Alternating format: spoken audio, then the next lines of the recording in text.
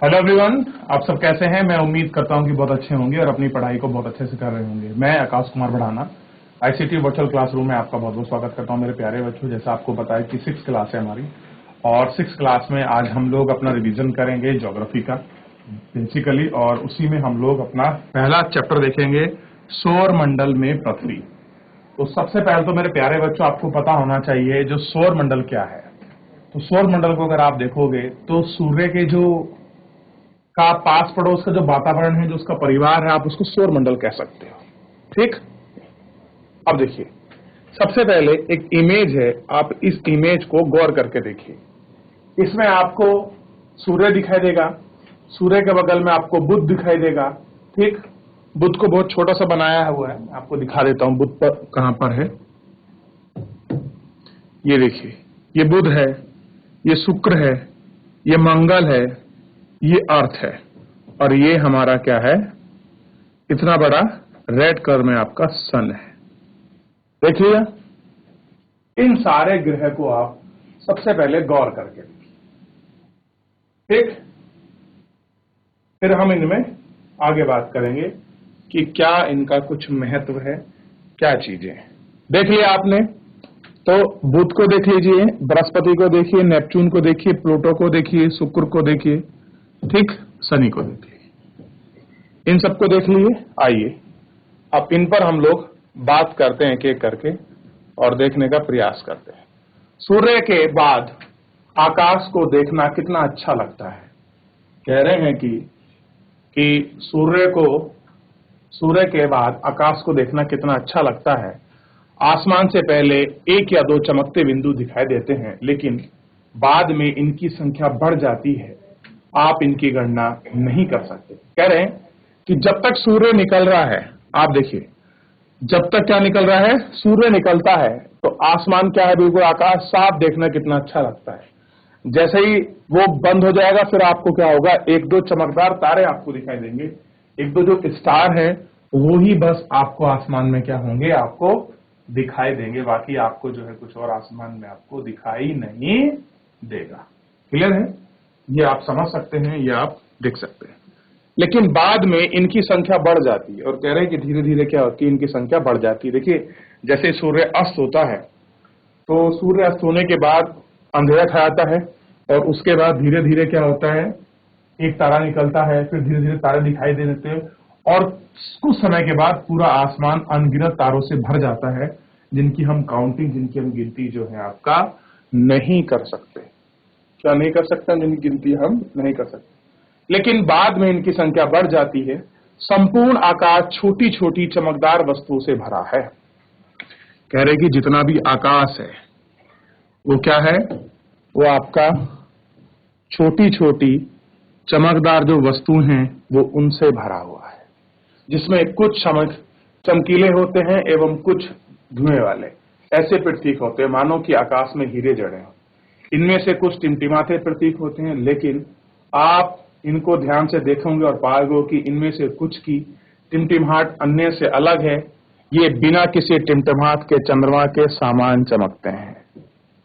कैसे हैं ये चंद्रमा के जो आपका सामान है, ये आपका चमकते हुए दिखाई देते हैं। किसकी बात कर रहा है ये इस समय तारों की ही बात कर रहा है कि कैसे जो तारे हैं वो आपका दिखाई देते हैं। ठीक, और उनको देखना भी चाहिए कि जो उनकी टिमटिमाहट है वो किस प्रकार है, क्या औरों के समान वाली है या फिर औरों से बिल्कुल आपके डिफरेंट है। इस चीज को थोड़ा सा हमें गौर करके समझना चाहिए और उसको ध्यान भी देना चाहिए। ठीक, अब आगे देखिए, इन चमकीली वस्तुओं के साथ आप प्रतिदिन चंद्रमा को भी देखते हैं। कह रहे इनके साथ जो है आप प्रतिदिन किसे देखते हो, जो आपका चंद्रमा है, आप उनको भी स्थिति को देखते हो। ठीक, आप पूर्ण चंद्रमा को लगभग 1 महीने में एक बार देख सकते हैं। यह पूर्ण चंद्रमा वाली रात पूर्ण क्या होती है, पूर्णिमा होती है। यानी कि एक ऐसा कंडीशन है जब आप चंद्रमा को पूर्ण रूप से देखोगे, तो पूर्ण रूप से देखने वाली जो रात होती है, हम उसको क्या कहते हैं, पूर्णिमा कहते हैं। और ये कब आती है, 15 दिन में एक बार आती है। क्या आती है? 15 दिन में एक बार आती है। तो अगर कोई आपसे पूछा पूर्णिमा कब होती है, तो आप बिल्कुल स्पष्ट कहेंगे कि 15 दिन में एक बार आपकी पूर्णिमा होती है और एक बार अमावस्या। देखिए, आप इसे नहीं देख सकते, ये नए चंद्रमा की रात्रि को अमावस्या होती है। जिस दिन आपको चंद्रमा ना दिखाई दे रात्रि में, बिल्कुल भी ना दिखाई दे, उस दिन क्या होती है? अमावस्या। यानी कि एक महीने में एक पूर्णमासी होती है, एक अमावस्या होती है। ठीक है, ये आपको पता होना चाहिए। क्या होती है? एक पूर्णमासी होती है, एक आपका अमावस्या होती है। ठीक, ऐसी रात में अगर आसमान साफ है तो आप आसमान का अवलोकन अच्छी तरह से कर सकते हैं। कह रहे हैं कि अगर आपको आसमान और गगन, जिसे आकाश कहते हैं, वो अगर आपको साफ दिखाई दे तो आप उसका अवलोकन क्या है? बहुत अच्छे से आप उसका अवलोकन कर सकते हैं, बहुत अच्छे से आप उसकी स्टडी कर सकते हैं। क्या आपको इस बात का आश्चर्य नहीं है कि हम दिन के समय चंद्रमा इन सभी छोटी सी चमकीली वस्तुओं को क्यों देखते हैं? ऐसा इसलिए है क्योंकि सूर्य के अत्यधिक तेज प्रकाश के कारण रात के समय चमकने वाली वस्तु हम दिन में नहीं देख सकते। कह रहे जब सूर्य का प्रकाश अत्यधिक होता है, तेज पड़ने के कारण जो रात है, हम उस रात के समय में जो वस्तु हैं वो हमको नहीं दिखाई देती, तो इसलिए ये सारी चीजें होती हैं। ठीक, सूर्य, चंद्रमा तथा वे सभी वस्तुएं जो रात में आसमान में चमकती हैं, वे खगोलीय पिंड कहलाते हैं। यानी कि रात में जो हमको चमचमाते हुए जो कुछ हमको दिखाई देता है, हम क्या बोलते हैं उसको? वो क्या है सब? ये आपके सारे खगोलीय पिंड हैं। तो आपसे पूछ ले खगोलीय पिंड क्या है, तो आपको पता होना चाहिए जो आसमान में हमको टिमटिमाते हुए जो कुछ दिखाई देते हैं, ठीक, वो क्या है आपका बच्चों? वही आपका, ये थोड़ा सा आपको, कुछ खगोलीय पिंड बड़े आकार वाले तथा गर्म होते हैं। ये गैस से बने होते हैं। इनके पास अपनी ऊष्मा और अपना प्रकाश, अपनी ऊष्मा है, अपना प्रकाश है, जिससे वे बहुत बड़ी मात्रा में उत्सर्जित करते हैं। और कह रहे हैं कि उनसे क्या निकलती है? बहुत बड़ी मात्रा में हीट और एनर्जी निकलती है। इन खगोलीय पिंडों को तारा कहते हैं। और कह रहे हैं कि ये जो खगोलीय पिंड है, इनको हम क्या कहते हैं? स्टार कहते हैं। और पता होना चाहिए सूर्य भी क्या है? एक स्टार है। तो सूर्य भी क्या है? एक तारा है। ठीक, यानी कि खगोलीय पिंड जो आसमान में बड़े बड़े आकार के होते हैं, गर्म होते हैं, जो अपनी ऊर्जा प्रदान करते हैं, उन सभी को हम क्या बोलते हैं आपका मेरे प्यारे बच्चों? हम उनको खगोलीय पिंड कहते हैं। तो एक बार जितना हमने पढ़ा है इसको देख लीजिए। क्लियर है मेरे प्यारे बच्चों? किसी का कोई डाउट बन रहा है, किसी कोई क्वेरी है, कोई चीज आपको समझ नहीं आ रही मेरे प्यारे बच्चों, आप उसको देख सकते हैं, पूछ सकते हैं, पढ़ सकते हैं। कोई भी डाउट रहता तो आप मुझसे पूछ लीजिए। फिलहाल एक बार देख लें इसको, फिर इसमें आगे बढ़ जाए।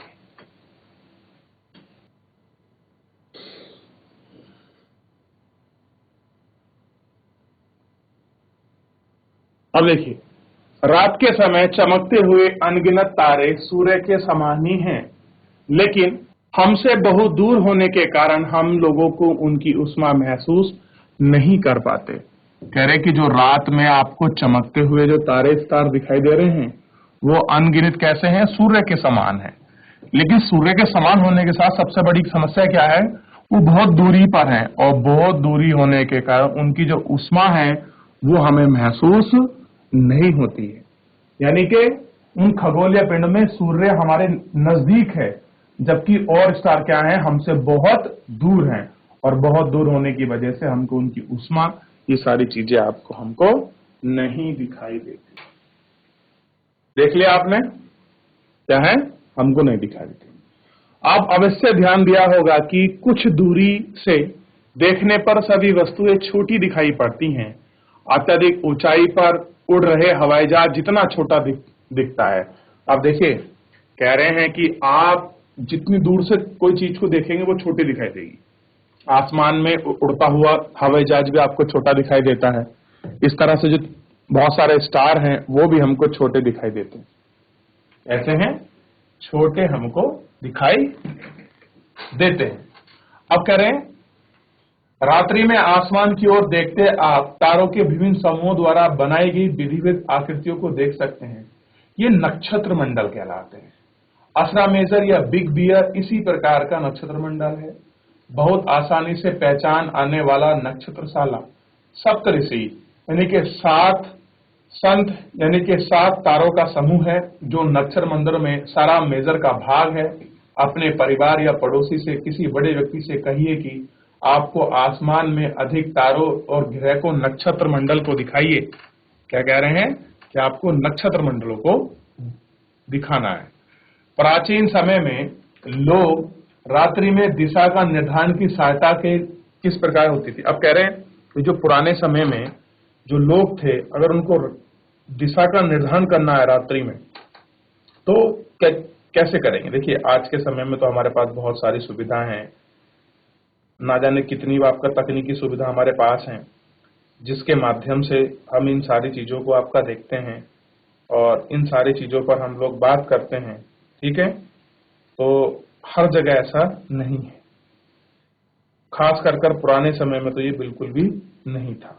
अच्छा देखो, प्राचीन समय में रात्रि में अगर दिशा ज्ञात करनी है तो उसके लिए एक आपका इंडिकेटर था, सूचक था। जैसे उत्तरी तारा उत्तर दिशा को बताता है, इसे ध्रुव तारा कहते हैं। देखिए ध्रुव तारा हमेशा कहाँ चमकता था, उत्तर दिशा में चमकता था और इसी के कारण हम लोग क्या करते थे, जो आपकी दिशा है रात्रि में हम लोग गैस कर लिया करते थे कि ध्रुव तारा जहां निकल रहा है ये उत्तर है और इसका अपोजिट में क्या होगा आपका दक्षिण होगा। ठीक, और जो इसका राइट होगा वो ईस्ट यानी कि पूर्व होगा और जो इसका वेस्ट होगा वो आपका इसका पश्चिम हो जाएगा, मतलब जो आपका लेफ्ट हैंड साइड है वेस्ट हो जाएगा। यह आसमान में हमेशा एक ही स्थान पर रहता है। हम सप्तऋषि की सहायता से ध्रुव तारे की स्थिति को जान सकते हैं। चित्र 1.1 में आप देखेंगे कि यदि सप्तऋषि मंडल के संकेत तारों को आपस में मिलाते हैं तो एक कल्पनीय रेखा खींचती है। यह उसे आगे बढ़ाए तो यह ध्रुव तारे की ओर इंगित करती है। क्या कर रही है, ध्रुव तारे की। देखिए ये है सप्तऋषि, कितने हैं सप्तऋषि, ये देखिए 1 2 3 4 5 6, ठीक, 4 3 7, ये रहा 7 2 ये रहे, ये सप्तऋषि है। और यहां अगर आप खड़े हो जाओ तो अगर इस साइड में ऊपर देखोगे तो आपको ध्रुव तारा जो है दिखाई देगा। तो इस तरह से कुछ है। चलिए देख लिया इतना, आगे बढ़े। अब देखिए यह आसमान में हमेशा एक ही स्थान पर होता है, ये हमने पूरा देख लिया। अब देखिए कुछ खगोलीय पिंड अपना प्रकाश एवं उसमें नहीं होती, वे तारों के प्रकाश से प्रकाशित होते हैं। ऐसे पिंड को ग्रह कहलाते हैं, यानी कि जिनमें अपने स्वयं का प्रकाश ना हो वो आपका ग्रह कहलाते हैं, ऐसे पिंड। ठीक, जिसे अंग्रेजी में आपका प्लेनेट कहा जाता है। ग्रीक भाषा के प्लेनाइट से प्लेनेट शब्द बना है जिसका अर्थ है आपका परिभ्रमक अथवा चारों ओर पृथ्वी के घूमने वाला। सूर्य हम जिस पर हम रहते हैं एक ग्रह है और यह अपना संपूर्ण प्रकाश सूर्य उष्मा से प्राप्त करता है जो पृथ्वी के सबसे नजदीक का तारा है। पृथ्वी में बहुत अधिक दूरी से, जैसे चंद्रमा से देखना, सूर्य की चमकीली हुई आपकी प्रतीक, ये सारी चीजें हमको इसमें दिखाई देती हैं। ठीक, चलिए देख लिया। अब देखिए परिभ्रमण अथवा चारों ओर घूमने वाला, पृथ्वी जिस पर हम रहते हैं यह ग्रह है, अपना संपूर्ण प्रकाश उष्मा सूर्य से प्राप्त करती है जो पृथ्वी के सबसे नजदीक का तारा है। उष्मा को बहुत अधिक दूरी तय करने, जैसे चंद्रमा को देखने, चंद्रमा की तरह चमकती हुई आपकी हमको प्रतीत होती है। ठीक, अब देखिए इसके आगे थोड़ा सा हम लोग इसको देख लेते हैं। ये मैंने टिल्ट कर रहे थोड़ा घुमा दिया है। अब देखिए ये है सूर्य, क्या है हमारा सूर्य है। ठीक, सूर्य के सबसे नजदीक है बुध, हम क्या जिसको मरकरी बोलते हैं। फिर उसके बाद आएगा वीनस जिसको हम शुक्र कहते हैं। उसके बाद आती है अर्थ यानी कि पृथ्वी, मार्स यानी कि मंगल। फिर उसके बाद आएगा जुपिटर यानी कि बृहस्पति, फिर उसके बाद आएगा सैटर्न यानी कि शनि, फिर आपका यूरेनस और फिर आपका नेपच्यून। और प्लूटो को ग्रह की श्रेणी से बाहर कर दिया गया है। देख लीजिए इसको, और कोशिश हो सके तो आप मानचित्र का एक थोड़ा सा इस तरह का जो है अपनी किताब में मानचित्र बनाइए। और देखिए ये जो नंबर लिखे हुए हैं इसमें लिखा है कि पृथ्वी 100, ये जो पूरा है आप इसको लिखिए फिलहाल, और कुछ मत करिए, ये इसकी डिग्री है, आप इनको छोड़ दीजिए। फिलहाल इस तरह का एक चित्र बनाइए। आगे बढ़ जाए। अगर आपने बना लिया हो तो आगे बढ़ जाए।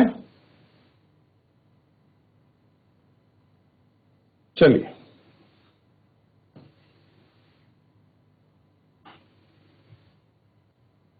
अब थोड़ा सा ये लिख लीजिए एक एक करके सभी बच्चे, कि बुध सूर्य के चारों ओर परिक्रमा 88 दिन में करता है और अपने अक्ष पर 59 डेज में घूमता है। लिखिए, शुक्र कितने में कर रहा है? 255 में। अपने अक्ष पर कितना घूम रहा है? 243 दिन में। पृथ्वी कितने परिक्रमा कर रही है? यानी कि 365 दिन में पृथ्वी सूर्य का एक चक्कर लगाती है और अपने अक्ष पर कितने दिन में घूमती है? एक दिन में, जिससे हमारी रात, दिन और रात होते हैं। और एक इसका उपग्रह है जिसका नाम है चंद्रमा। फिर मंगल के विषय में लिखिए, चंद्रमा की संख्या 2 है। जल्दी करिए, लिखें। चलिए, ये लिख लिया है। अब थोड़ा सा बृहस्पति और शनि के विषय में लिखिए। चलिए, अब इसको कॉपी करिए, इन दोनों को। चलिए आगे बढ़ जाएं। ठीक, तो इस तरीके से हमने सारा इसको कॉपी करके जो है एक एक करके हमने इनको देख लिया। आसमान में दिखने वाला चंद्रमा एक उपग्रह है। यह हमारी पृथ्वी का सहचर है। इसके चारों ओर चक्कर लगाता है। हमारे पृथ्वी के समान 7 अन्य ग्रह हैं जो सूर्य के प्रकाश एवं ऊष्मा प्राप्त कर कर, उसमें एक चंद्रमा भी है। कह रहे हैं आप ध्यान रखिए कि जो आप देखेंगे आपका चंद्रमा को, किसे? चंद्रमा को। ये क्या है? ये हमारी पृथ्वी का उपग्रह है और सहचर है पृथ्वी के समान, और सूर्य से प्रकाश एवं ऊष्मा प्राप्त करता है। इसमें कुछ अपने पास पड़ोस में जो चंद्रमा है वो भी है। ठीक, ये आपको दिखाई दे। तो पता होना चाहिए कि चंद्रमा क्या है? पृथ्वी का उपग्रह है। ठीक, आइए कुछ और पढ़ते हैं। इसका सौर मंडल के विषय में देखते हैं कि सौर मंडल सूर्य, 8 ग्रह, उपग्रह तथा कुछ अन्य खगोलीय पिंड जैसे क्षुद्र ग्रह, उल्का पिंड से मिलकर सौर मंडल का निर्माण होता है। तो सौर मंडल में कौन कौन शामिल ग्रह हैं आपके? सूर्य के साथ साथ 8 ग्रह हैं, कुछ उपग्रह हैं, कुछ खगोलीय पिंड हैं, जिसमें जैसे क्षुद्र ग्रह, उल्का पिंड, ये सब सौर मंडल हैं।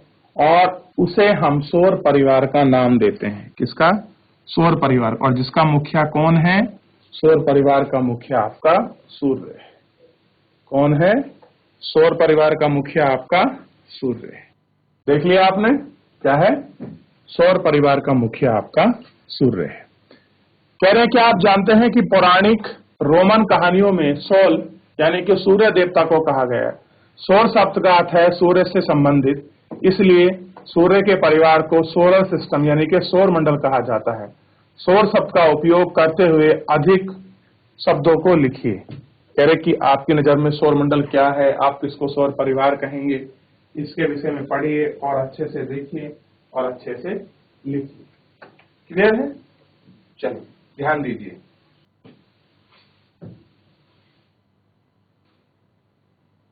सूर्य सौर मंडल के केंद्र में स्थित है। यह बहुत बड़ा है और अत्यधिक गर्म गैसों से बना है, जिसका खिंचाव बल सौर मंडल को बांधे रखता है। सूर्य सौर मंडल के प्रकाश और ऊष्मा का एकमात्र स्रोत है, लेकिन हम इनकी अत्यधिक तेज ऊष्मा को महसूस नहीं करते, क्योंकि सबसे नजदीक का तारा होने के बावजूद इसे हम बहुत दूर है, सूर्य से लगभग 15 करोड़ किलोमीटर दूर है। कितना है? सूर्य से 15 करोड़ किलोमीटर दूर, यानी कि काफी लंबी डिस्टेंस पर ये है। कैसा है? तो काफी लंबी डिस्टेंस है, वहां पर ये मौजूद है, आप इसको देख सकते हैं। ठीक, अब सबसे पहले आप देखिए ग्रह का विस्तार देख लें, इसको लिख लें और यहीं इसको अंतिम करेंगे। अभी हमने लिखा है सौर मंडल के 8 ग्रह सूर्य से दूरी के अनुसार, यानी कि सबसे पहले नियरेस्ट में बुध है, बुध के बाद शुक्र है, शुक्र के बाद आपका पृथ्वी है, पृथ्वी के बाद मंगल है, मंगल के बाद बृहस्पति है, बृहस्पति के बाद यूरेनस है, बृहस्पति के बाद शनि है, यूरेनस और नेपच्यून है। ये ग्रह हैं और इसी फॉर्मेट में आप लोग इनको लिख लीजिए। लिख लें, फिर आगे बढ़ेंगे इसमें। देख लिया मेरे प्यारे बच्चों? चलिए, तो मेरे प्यारे बच्चों फिलहाल आज के इस लेक्चर में इतना ही। मिलते हैं नेक्स्ट लेक्चर में। तब तक अपना ध्यान रखिए, स्वस्थ रहिए, अपनी पढ़ाई को बहुत अच्छे से करते रहिए और मुझसे जुड़ने के लिए आपका बहुत बहुत धन्यवाद।